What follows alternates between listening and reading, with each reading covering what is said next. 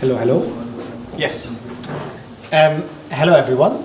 My name is Maurice Stierl, and I warmly welcome you to the first SFB-related lecture. This event is mainly organized by the research group on the production of knowledge on migration that I'm leading. And it's an absolute pleasure to welcome Dr. Luna Vives to the University of Osnabrück. Thanks for coming. Before I introduce Luna, I will just thank a couple of people, in particular the members of this research group, Inken Bartels, Laura Stielicke, Philipp Schäfer. And I also want to thank Matthias Land of the SFB for helping us set up this event, and also the student assistants Christina Vers and Alice Pesavento. So thanks a lot for your support. To introduce Luna, Luna is an associate professor in geography at the University of Montreal in Canada, and her really excellent research and work focuses on migration, border politics in the context of Europe, West Africa, North Africa, and North America. So she's recently worked on migratory movements also in the North American context, especially movements from the US to Canada, focusing on Roxham Road, which is a rural road, I had to read up on it a little bit, that crosses the US-Canada border and has recently seen quite an increase in crossings from the south through the north of people seeking asylum in Canada. And it has been, I think, quite a politically contested issue in Canada for some time now. Luna has also conducted ethnographic research at different EU border sites, in particular in Spain and in Senegal. And some of her recent work in this context investigates transformations in the search and rescue system, in the Spanish search and rescue system, and she will also reflect on that today. And for me, this has been really insightful and important also because I do think that our understanding of search and rescue, here in Germany in particular, I would say, because there are a lot of rescue NGOs from Germany, but also more widely in Europe, is dominated by a sort of spatial focus and imaginary of the central Mediterranean. So I think this is why it's so important to shift the gaze and look a little bit at different border sites, because the organization of search and rescue is very different in the Spanish and West African context.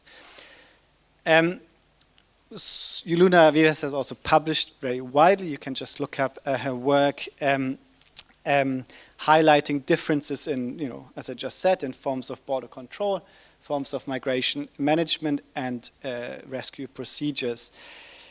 Her publications have come out in a range of important journals: Political Geography, Journal of Ethnic and Migration Studies, International Migration Studies, and Citizenship Studies. So I very warmly welcome Luna to Osnabrück. Her talk will last for about 45 minutes, and then we have as much time for a question and answer period.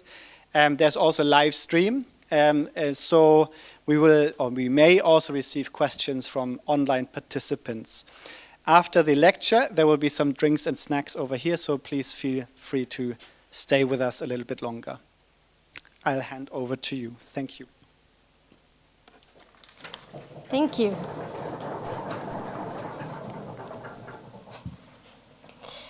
Thank you so much. It is a great pleasure to be here. I just want to thank Maurice for inviting me here, the people from the research group on the production of knowledge on migration, the university, the Volkswagen Foundation, everybody who's made it possible for me to be here. I'm going to be talking for about 45 minutes, but interruptions do not bother me at all. So if there's anything that's not clear, sometimes we have a tendency to get too deep into our own work. So if there's anything that's not clear in terms of my pronunciation or concepts or ideas, just don't hesitate to raise your hand and I will address your question and then move on. So I'm going to start with a little situation that happened over 10 years ago in Ceuta. Do you know where Ceuta is? I'm a geographer. You're going to see a lot of maps today.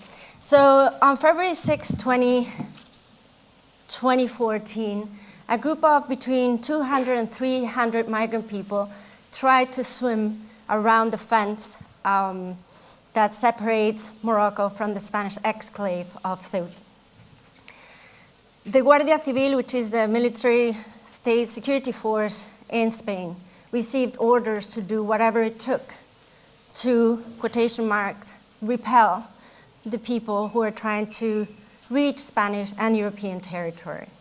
So they used riot gear on the people who are in the water, who were swimming in the water. They used rubber bullets, tear gas, smoke canisters, and blanks on those people, causing chaos, people who drowned, people who got disoriented. We know for sure that 14 people died that day. We know because their bodies were recovered. 23 people were summarily deported through the fence. They opened the gate, pushed them to the Moroccan side, and we don't know what happened to the others.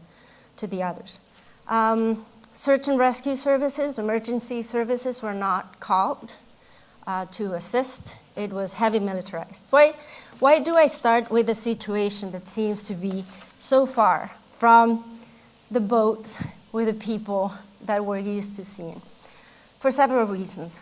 One, it is because I think we need to problematize this language of routes. What is this? This happened in the Western Mediterranean, but is it the Western Mediterranean route? Not in any classic way. So I think we need to start talking about zones, because each zone includes a number of routes that can be very different in terms of where people come from, how they travel, how they try to cross the border, where they get, etc. The other thing is that this situation shows a number of issues that I'm going to come back to throughout the presentation.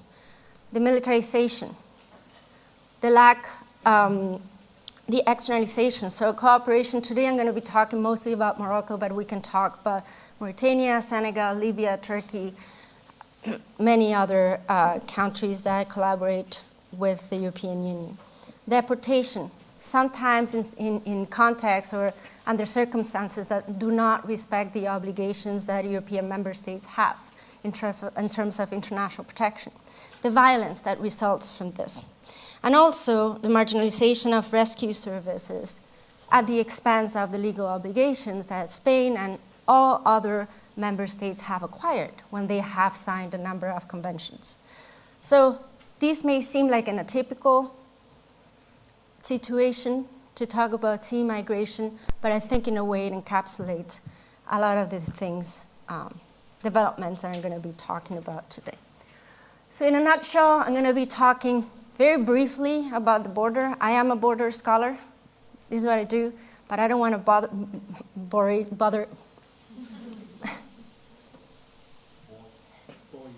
you, thank you, with border theory. I'm going to be talking about Spanish search and rescue, about the evolution, especially since 2018, and how that evolution has resulted in violence and death. We usually only count deaths, but there's a lot of violence that is hidden, about resistance, and about hope, because I think that we have the moral obligation to remain stubbornly optimistic and full of hope, even in the current situation. So, the border. I want us to think here today of the border as a power structure. I didn't make this up. Stuart Eldon talks about the nation state as a border, as a power structure. And in this power structure, we can think of the border as perhaps the skin. It's a little bit too organic, but let's think about it as the skin, as something that defines the territory, that defines the limits of sovereignty, political power, as something that defines the limits of this imagination that often has been constructed through and thanks to violence. this is a triad, the classic definition of the border. What does the border do? Well, it encapsulates territory, political power, and the people, the population. This is a heavily land-based construction of the border of the nation state. One that is polysemic, polymorphic, dynamic, historic contingent, a social-political construction that changes with time and that is developed through power relations. We have to think about the border, especially today, as something that includes but goes beyond the border on the map, the line on the sand, the land on the water, and more as what Foucault called a dispositif, or in English, I think we call it an apparatus, which is a combination of institutional, physical, and administrative mechanisms and knowledge structures which enhance and maintain the exercise of power within the social body. So it's not just the border, it's bureaucracy, it's the visa regimes, it's technology.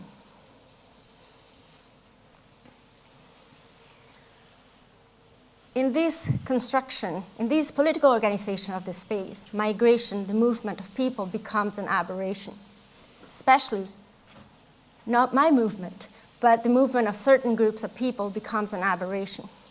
It brings disorder into this ordered world.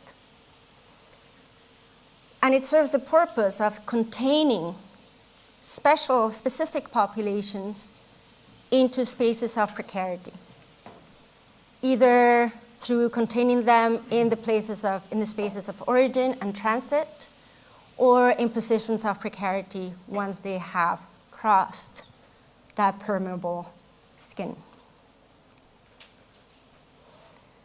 Now, I said that conception of the border is heavily land-based because how do you apply that to the sea, to a space that has a materiality that's so different, to a space that's defined by fluidity, by circulation?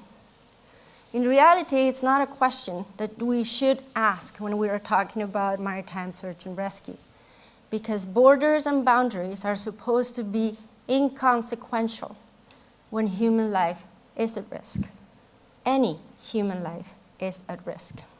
But is that the way it really works? Well, we know that's not the case, but this is a theory, okay? Among other things, it should be inconsequential because the borders of the state, as we understand them, do not extend to the places where most of the migrant boats are when they require assistance. So this is a map with different kinds of regimes of sovereignty and responsibility in the Atlantic and in the Mediterranean. So what you see, the turquoise, the lighter color, is the territorial waters.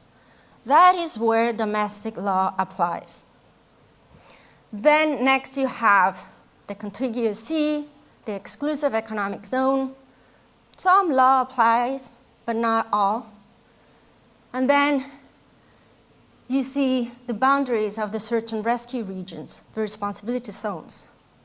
You can see that most of the responsibility zone is actually in international waters. The law does not apply in international waters, domestic law, I mean, any more than it applies in outer space. It is not part of a country's territory.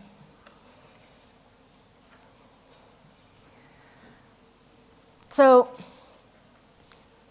that's the setup for the conversation about how things work and how things have changed when it comes to maritime search and rescue involving migrant boats in the Spanish responsibility zone. I'm going to move back between search and rescue region and zone of responsibility, and between Salvamento Marítimo and SACEMAR, which it's the same agency, but it has the two names. And sometimes I fail to use the same consistently. So how we can trace back the birth of contemporary search and rescue, or the system, the national system for search and rescue in Spain, to the late 1980s. The country comes out of the dictatorship Franco's dictatorship, which ended when the dictator died in 1975, with no nationally coordinated rescue system.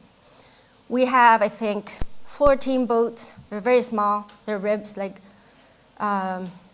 semi-rigid, inflatable boats, and 12 rescue centers, which have nothing.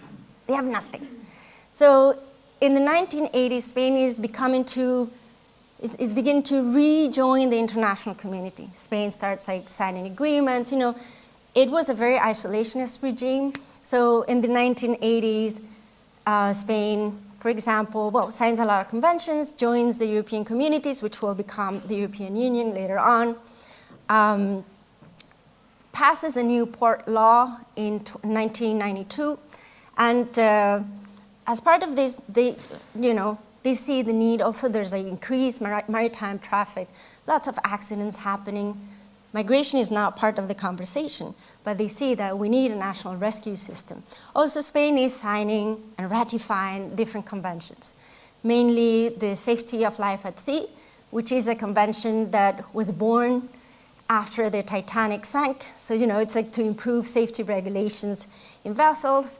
The United Nations Convention on the Law of the Sea, which establishes a regime of ownership and sovereignty jurisdiction at sea, and the Search and Rescue Convention, which establishes or distributes responsibility at sea. You can see that the SOLAS Convention was ratified in 1960, the previous version, but otherwise, all these conventions are ratified in sometimes very late in the 1990s. And at this time, there are two visions of what search and rescue could look like that are very different. On the one hand, you have the vision of Roldán, who is a director of the Guardia Civil, again, a militarized state security force in Spain. And he really wants to create a Coast Guard. There's no Coast Guard in Spain. He says, okay, we're going to take this like the Guardia Civil, and we're going to create a maritime unit, and we're going to buy boats, and these people are going to do everything from fighting crime to doing rescues. His plan had no legs for two reasons. One is that the Guardia Civil, they've never had professional sailors. So they just had a bunch of people who had full control over land, but if you put them on a boat, they didn't know the parts of the boat. They didn't know how to make knots. They didn't know how to moor a boat. So actually, the people in the Guardia Civil are terrified that he may succeed with his vision. The other reason is that in the late 1980s, early 1990s, this is to explain to you why we ended up with the system that we have today. He became the main actor in the biggest corruption scandal in Spain. One of the ways he embezzled money was in the shipyards that were building the rescue boats. So when the socialist government was trying to decide what to do, they were like, we can't give more responsibilities to this guy, because they knew what was coming. What was coming is that he was condemned, and it was a huge scandal. The other vision, do you recognize the guy on the top picture? I mean, the one in the center is a former president of the government. But on the left, do you know who he is? Yeah? Uh-huh. So Borrell is actually the top European diplomat today, is the architect of the Spanish search and rescue system. And the vision he had a very different vision. He was a minister of public works at the time, and he was like, no, what we need is a civil system, completely independent from the military, that will address, will help us organize this chaos of oil tankers and fishing boats that we have at sea, and just bring order to it, but without getting the military involved. Because at the time, the military was still very closely aligned to the dictatorship. There had been a failed coup d'etat in '81, so she was let's create some distance so that things don't get too complicated. At the same time that these two visions of maritime search and rescue were competing against each other, in 1992, there was, at the time, the biggest environmental catastrophe in Spain, when the agency, which was an oil tanker had an accident and caught fire at sea, just a few meters from the city of La Coruña in northern Spain. So at that time, they were like, okay, Borrell, just take this money and do something about this, because this cannot repeat itself again. It's not that migration was not happening at the time. The first migrant boats that arrived to southern Spain from Morocco arrived in the first picture we have is from '88. As far as we know, is the first potato accident that we know of.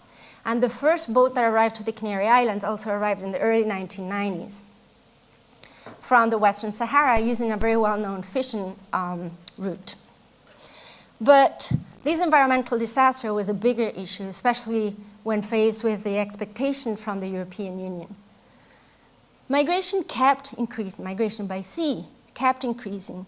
In the 90s, that's when it became politicized. So there could have been a turn where Salvamento Marítimo became more linked to migration control or more politicized.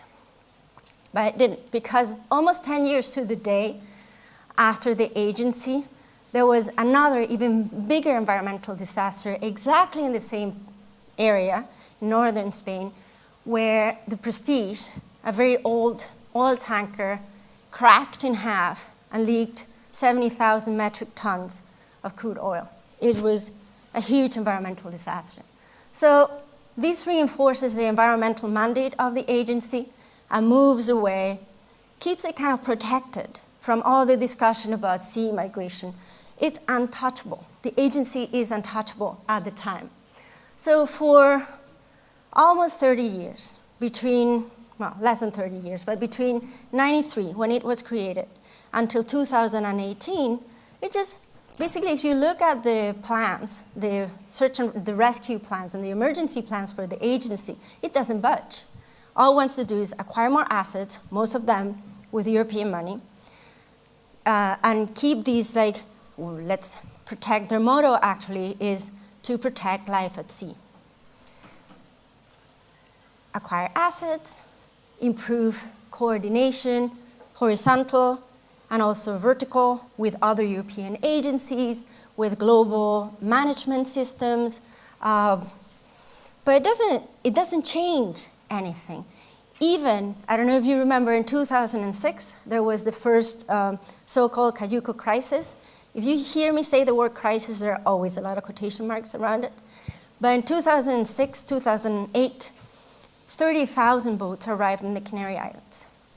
Nobody criticized Salvamento Marítimo for rescuing migrants. And they have had ever since a very solid argument.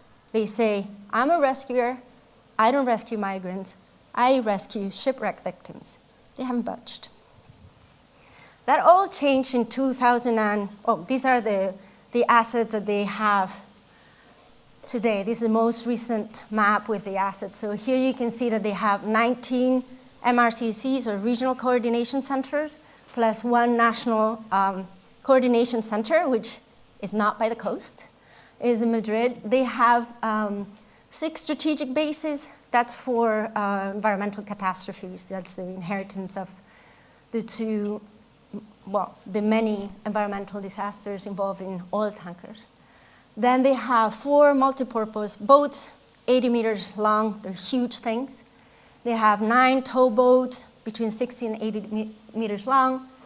And then the ones that are involved in migration, doing rescue operations involving migrants, are the guardamares, which are between 20 and 30 meters long.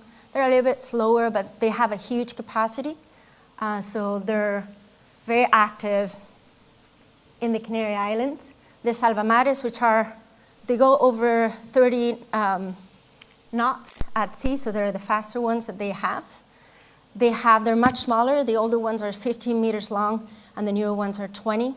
So they don't have that much capacity, but they're really fast. So they're more active in the Western Mediterranean, where distances are a little bit shorter, and where boats tend to be a little bit smaller too. And then they have 3 planes, and 11 helicopters. And this is how they're distributed. So right now, a very high percentage, they don't have enough resources.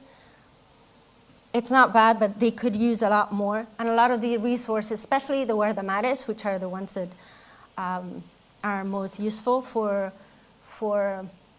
big migrant boats, are almost all of them are in the Canary Islands. Okay, so just to summarize this part, we have Salvamento Marítimo, which is not an NGO, which is not part of the military, who has been part of the Ministry of Public Works, the Ministry of Development, and the Ministry of Transportation now. Never Interior or Defense. Their philosophy is consistent with the vision of sea space as a means towards an end. And the end is commerce. The end is economic prosperity.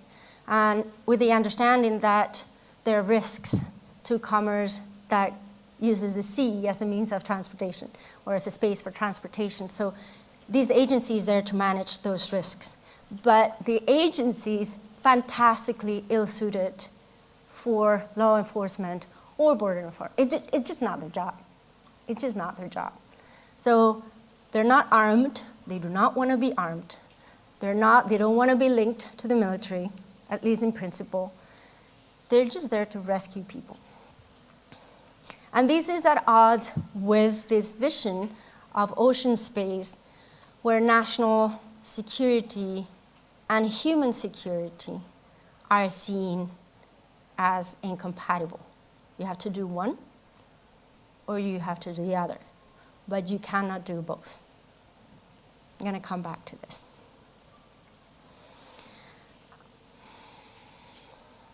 So this started to change in 2018. Now, if we come back to 2018, what has happened at that point? We had the Lampedusa shipwrecks in 2013 in the central Mediterranean. Italy started with the Mare Nostrum operation that then turned out to be too expensive, was replaced with a bunch of smaller operations. Frontex was created in 2004, became operational in 2005, and then comes to the central Mediterranean with Operation Triton. We have the long summer of migration in 2015 with the people from Syria going through Turkey, Greece. And we have the far right appropriating, attacking maritime search and rescue. So in Italy, we have Salvini, for example, who is saying that these search and rescue NGOs are taxis and are benefiting from human trafficking and whatnot. And in Spain, which for a long time did not have a very active far right, we have Vox, a new party who is appropriating this discourse. And this is right before an election. So the government kind of like hooks onto this and kind of adapts part of the discourse. And it's basically like you take Salvini and instead of Italian, they speak Spanish. It's the same discourse. They're a taxi, they're human traffickers, they're charging people from rescuing them. And what is the response on the part of the Spanish government? Is, okay, we have to show that we are tough. So what happens is an overt militarization of search and rescue in the Western Mediterranean, which at the time was the area that migrants were using the most to go to Spain, to reach Spanish and European territory. It was overt because it was part of an electoral strategy to take votes from the right, to take votes from the far right, to show that they were being tough on migration. But the consequences were very important for search and rescue. What happens is that the government creates a coordination center for emergencies. It's like a table, and around the table, you have Frontex, you have the Red Cross, you have social services, you have basically everybody who is involved, who would be at the harbor, at the port, when a migrant boat arrives, or when a rescue boat arrives with rescued migrant people. And at the top of that, you put a general from the Guardia Civil. And what happens is that when Salvamento Marítimo receives, since 2018, this has not changed. Before, any emergency was addressed more or less the same. What happens here is that you create a two-tier, like two parallel systems for search and rescue. So the first question that gets asked when there's an emergency at sea is, are these people migrants? If the answer is no, if it's a fishing boat, or if it's a tourist, or if it's, then the coordination falls upon the civil infrastructure, the government infrastructure that is separate from the military. If the answer is yes, the coordination of that operation gets transferred to the military command. Now this goes against the convention, the Search and Rescue Convention. This goes against everything, but it is done. At the same time that we have this overt militarization, what we have is a transfer of a lot of money from the European Union and from Spain to Morocco so that they develop their capacity. Because what happened, if you look at the maps there on the right, what happens is that before, so look at the top left image there, those are rescue operations. We have, little parenthesis, we have the geolocalization, all the information for every single operation that SACEMAR the Salvamento Marítimo has coordinated since 2015. Those are dots. When the dots are together, they make a shape. So on the top left, you have from 2015 to 2018, both years included. In the Search and Rescue Convention, in the SAR Convention, it says, that states need to cooperate, to coordinate. So if your neighbor doesn't have enough rescue capacity and there are emergencies, the expectation is that you will intervene in their area of responsibility. And this is what SACEMAR, Salvamento Marítimo, has been doing for a long time. So they will call, they will say, we're here, and it can be the Moroccan Search and Rescue region, which is at the bottom. It can be the shared zone of responsibility, which both have agreed they have responsibility on, which is the shaded part, or it can be in the Spanish zone of responsibility, which is at the top. From 2015 to 2019, so all of 2018, you see that a lot of the operations happen either in the shared area of responsibility or in the Moroccan area of responsibility. You see that? If we go, they created the military command. It became operational in the summer of 2019. Do you see the change? We call that the border effect. The border is supposed to be inconsequential. But when we look at the gravity center of the operation, so we kind of make an average with all the operations, the red circle is between 2015 and 2018, and the green circle is between 2019 and 2024. What we see actually is that Salvamento Marítimo stops acting outside its zone of responsibility, with a couple of exceptions, like Ceuta and Melilla, the Spanish exclaves in northern Africa. Those are, because there are rescue assets there, so you go right outside the port, and then you're already in the Moroccan zone of responsibility. So those are the exceptions. But otherwise, Salvamento Marítimo has disappeared.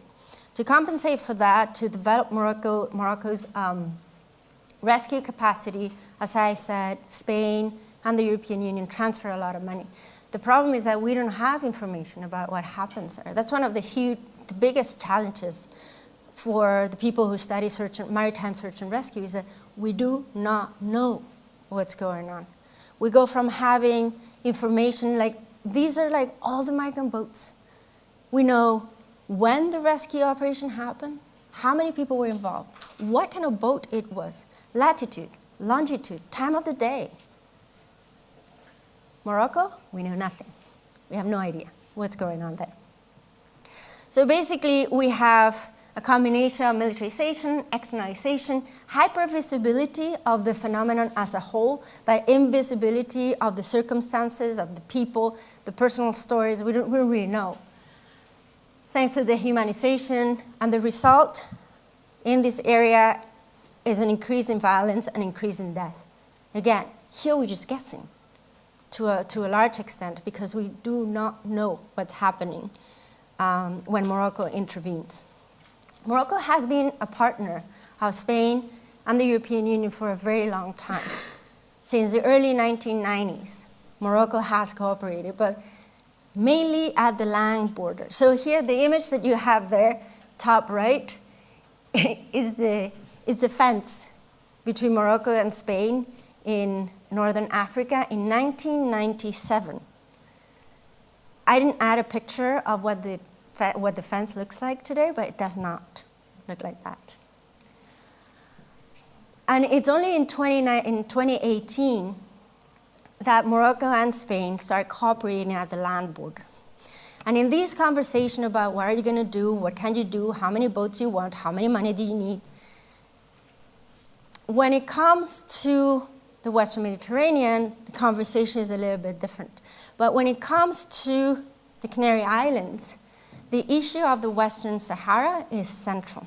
And the other day I was talking to an advocate from the Western Sahara, and he was telling me, because I was like, wow, there's this long game vision on the part of Morocco. It's just like they have a destination. The destination is to recover the territorial integrity of Morocco, what they see as the Great Morocco, in their minds. And he was saying, yeah, they don't have a democracy. Like our governments work in 4-year chunks, right? Because of the elections. But they can have a plan that goes that looks at what they want to happen 50 years from now. Why am I telling you this? Because when it comes to the Atlantic zone, this issue of search and rescue has been the way for the Moroccan government to put the foot in the door. To say, well, we've always been here. This is our area of responsibility. You have claims. You have pre-existing claims. I think it was in 2012 that Morocco transmitted, I don't know, so in the context of the Search and Rescue Convention, countries submit the boundary of the search and rescue region. They are encouraged to agree, but they do not have to agree. So what happened is that Morocco and Spain submitted coordinates of search and rescue region that partially overlapped. When in 2020, Morocco says, these are my territorial waters, and I've been here for a while. You're like, oh, that's what this was about. It wasn't because Morocco had an intention to develop its rescue capabilities. Incidentally, Morocco created a search and rescue system in 2002, but still to this day is not fully functional. It didn't have anything to do with wanting to do more rescues. It had to do with having pre-existing claims in the region. So then we come to 2023, which is the second Cayuco crisis. Cayuco is a kind of traditional wooden fishing boat used in West Africa. In West Africa, they call it pirogue. In Senegal, in Spanish, you call it Cayuco.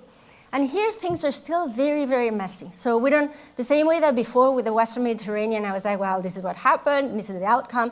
Here, we still don't know what is going on. There are more actors involved, that's part of it. There are more routes involved. As I said at the beginning, we cannot really talk about an Atlantic route, but many routes that come together. But here, what we see when this second crisis happens is before we had an overt militarization, here the far right is in crisis. So the militarization is much more stealthy. It's not so overt.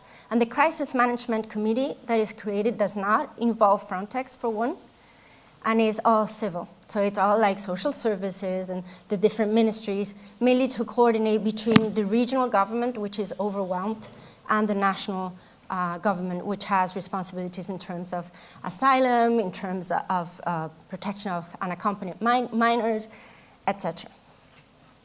The results are the same.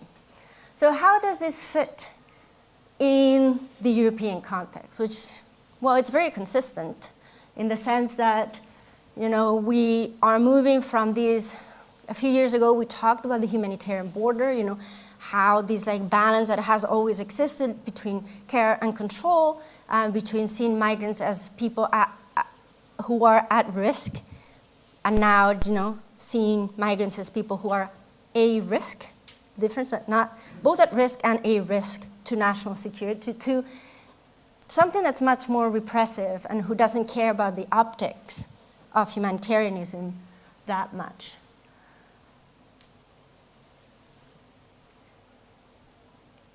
The new logic is advanced through technology, through militarization, through externalization, detention, deportation. None of this is new.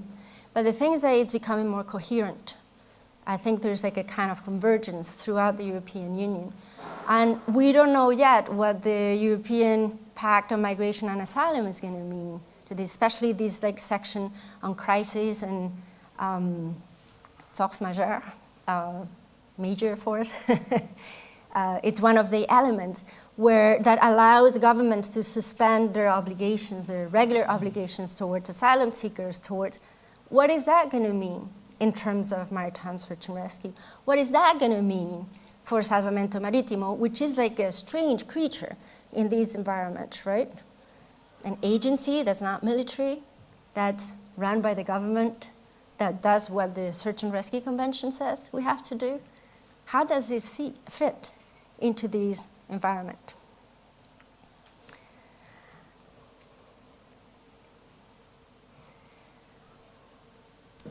Because we have, you know, this logic of care and legal obligation, these assets that are being appropriated for national security purposes, because the assumption that we cannot take for granted, that seems to be an article of faith in today's European politics, is that sea migration is a threat to national security.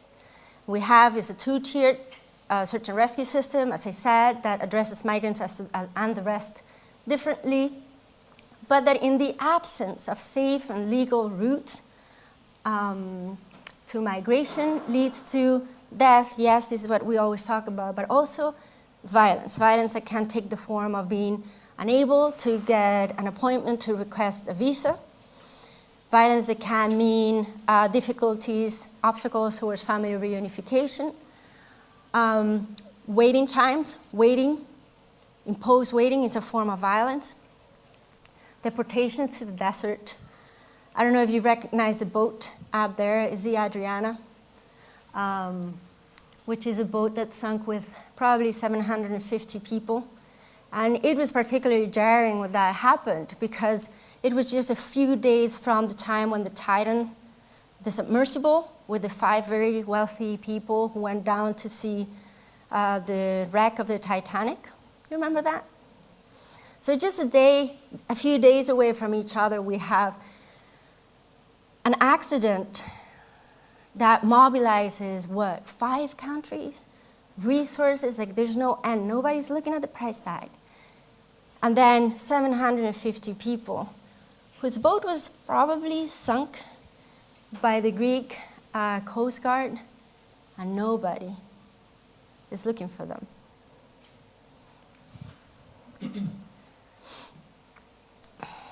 So where's hope?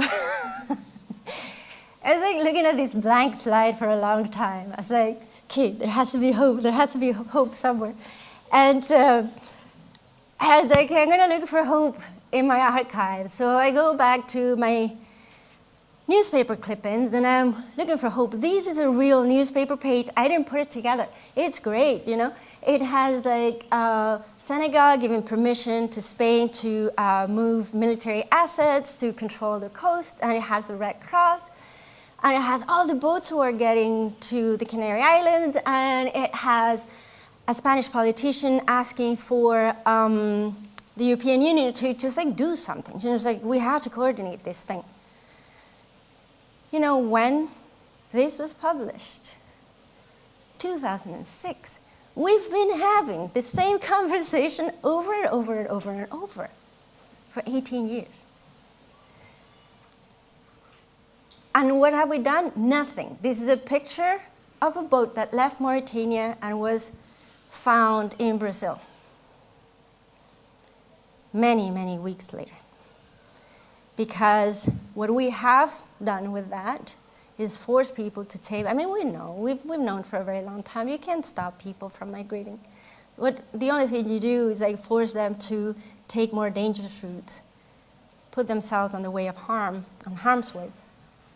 So, I'm just like, I spent a lot of time working on that slide, just like hope. There has to be hope somewhere.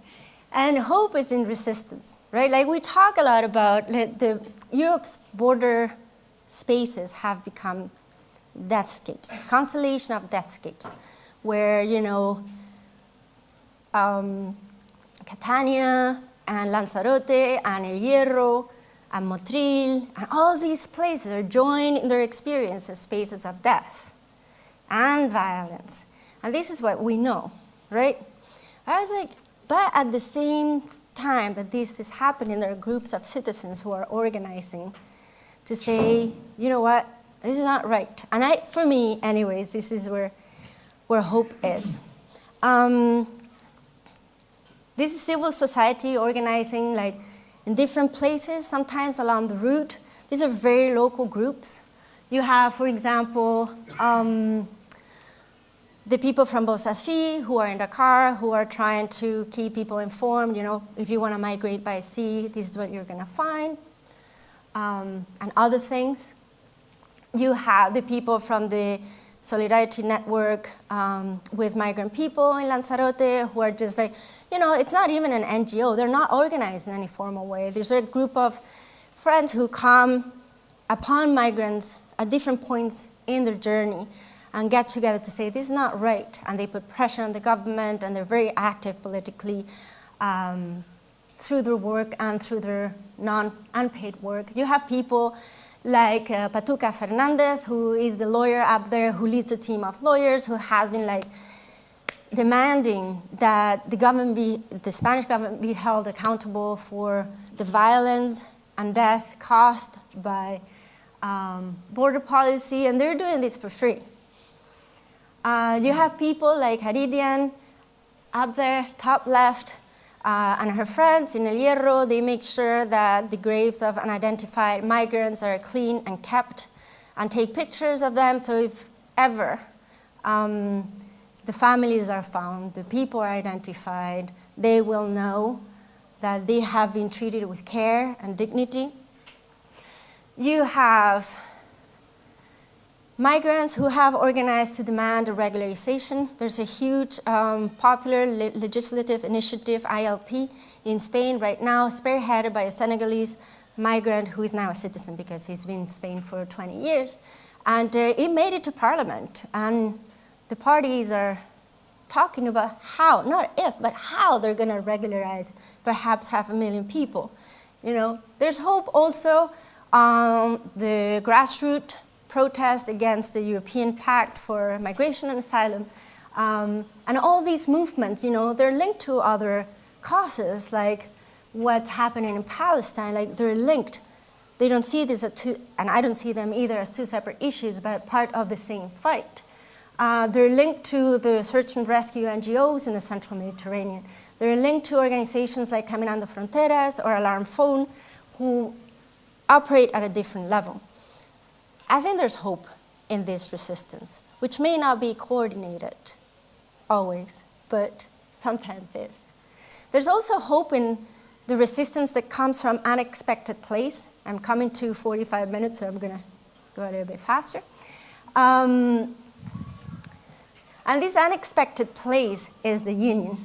So I cannot get into the details of how it happened, but this group of government workers who work at the border but do not enforce border policy, every 4 years they elect an anarcho-syndicalist union to represent their interests as workers and as citizens.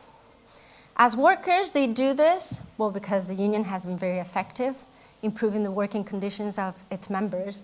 And the union relates to the government as their employer, demanding more rescue assets, demanding more crews, demanding better working conditions. But as anarchists, because the CGT has like two units, the union and then the social action. So in the social action arm of the union, they relate to the government as a maker of world, if you will. And here they say, you know what? We don't believe in the border. The border should not be there because we're a class-based organization. And what we want is a society where governments and borders do not exist. So from this point of view, they've been very sympathetic and very supportive of other movements elsewhere. These are examples of cover pages of their publication, the publication that they do, the newsletter that they publish every month and they distribute among their members.